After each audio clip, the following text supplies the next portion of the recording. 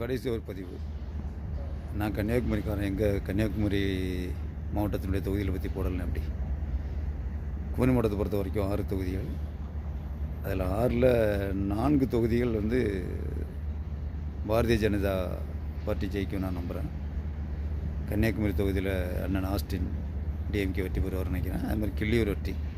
அதை தவிர்த்து மீதி 4 தொகுதியுமே நாகர்கோவில் வந்து அண்ணன் காந்தி, விலவன்கோடு விஜயதாரணி, இப்படி 4 தொகுதியுமே அவர்கள் ஜெயிப்பதற்கான வாய்ப்புகள் தான் அதிகமாக இருக்குதுன்னு நான் நம்புகிறேன். எப்படி வருதுன்னு பார்ப்போம்.